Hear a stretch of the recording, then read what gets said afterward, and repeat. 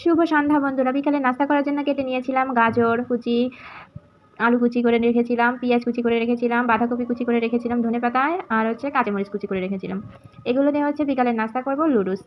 লুডুস বানানোর জন্য লুডুসটাকে সিদ্ধ করে নিচ্ছিলাম। তবে দেখো লুডুসটা কেমন যেন মনে হচ্ছে দুধের মতন উতলাচ্ছে। যাই হোক, লুডুসটা সিদ্ধ হয়ে গেছে, তো ওকে নামিয়ে নেব। নামিয়ে নিয়ে ওকে ঠান্ডা পানিতে দিয়ে রেখে দিয়েছি। পরবর্তীতে যেগুলো কুচি করে রেখেছিলাম তাই ভাজি করার জন্য কড়াইতে একটুখানি তেল দিয়ে নিয়েছি। তেল দেবার পরে পেঁয়াজ কুচিগুলো একটু ভেজে নিচ্ছি। আগেই ভেজে তুলে রাখবো, নাহলে হয়তো পুড়ে যেতে পারে, তার জন্য আমি আগে থেকেই ভেজে তুলে রাখি। তো শুধু পেঁয়াজের সঙ্গে ভাবছিলাম শুধু পেঁয়াজ ভাজবো, ওর সঙ্গে মরিচগুলোও ভেজে নিই।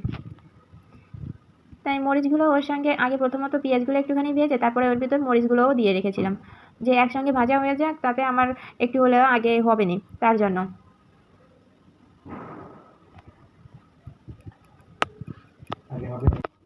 পেঁয়াজ আর মরিচ ভাজা শেষে গিয়ে ভাবলাম যে শুধু সবজি দিয়েই করবো কেন, ওর সঙ্গে একটা ডিমও ভেজে দিই। তো ডিম ভাজতে গিয়ে সে ডিমই কেমন যেন ভাঙছিল না। পরবর্তীতে ডিমটাকে কষ্ট মষ্ট করে ভেঙে চুলাই দিয়ে তাকে একদম তার আর অস্তিত্ব কিছুই রাখলাম না, একদম তার পেটি বের করে ছাড়লাম।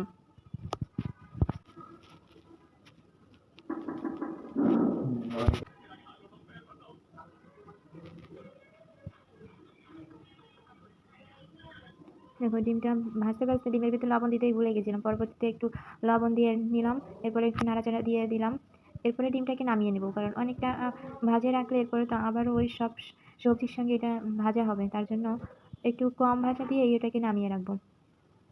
তো এটাকে নামিয়ে রাখার পরে আবার একটু তেল দিয়ে তারপরে ওই কপিটাকে দিয়ে দিয়েছিলাম, কারণ কপিতে অনেকটা পানি জমে, তো তার জন্য আগে থেকেই ওকে দিয়ে দিয়েছিলাম। একটু নাড়াচাড়া করে ওর ভিতর আলু বাঁধাকপি এগুলোও ছেড়ে দিয়েছিলাম, কারণ ভেবেছিলাম একসঙ্গেই ভাজা হয়ে যায়।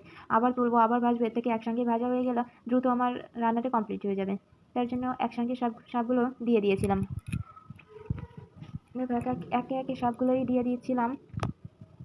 আর ভাবছিলাম অনেকে হয়তো অনেকভাবে রান্না করে, কিন্তু আমি তো সবার মতন এত ভালোভাবে পারি না, আমি যেমন পারি ঠিক তেমনই রান্না করি।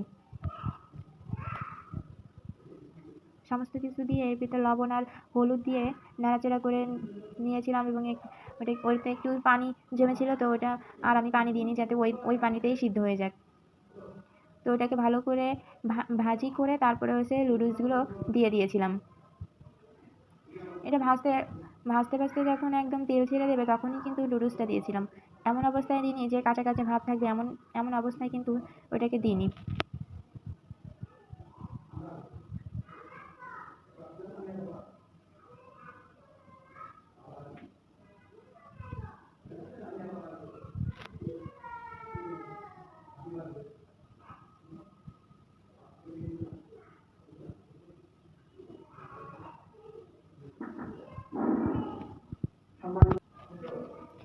অবশেষে কপিগুলোকে ভাজতে ভাজতে ভাজাই করে ছেড়েলাম।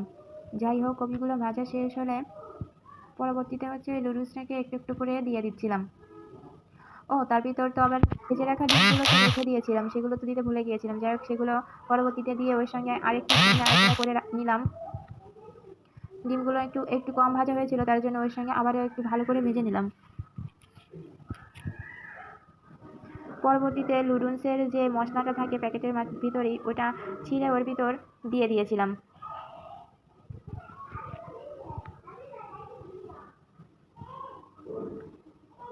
অবশেষে সেই ভিজিয়ে রাখা লুডুসগুলো দিয়ে নাড়াচাড়া করে নিলাম। এরপরে তো খাবার জন্য প্রস্তুত করে নেওয়া হলো।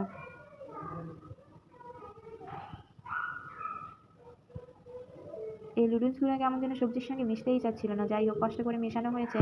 এরপরে ওকে একটুক্ষণ নাড়াচাড়া করে রাখা হয়েছে। একটু কাঁচা কাঁচা অবস্থায় থাকলে এগুলো খেতে ভালো লাগে না আমার মনে হয়। আর পরবর্তীতে সেই হাত পা ভেঙে রেখে কুচি কুচি করে রাখা ধনে পাতাগুলো ওপরে ছড়িয়ে দিয়েছিলাম, যার জন্য একটু স্বাদ বাড়ে, তাই আর কি। ধনে পাতাগুলো সুন্দর করে দিয়ে একটুক্ষণ নাড়াচাড়া করে নিলাম। পরবর্তীতে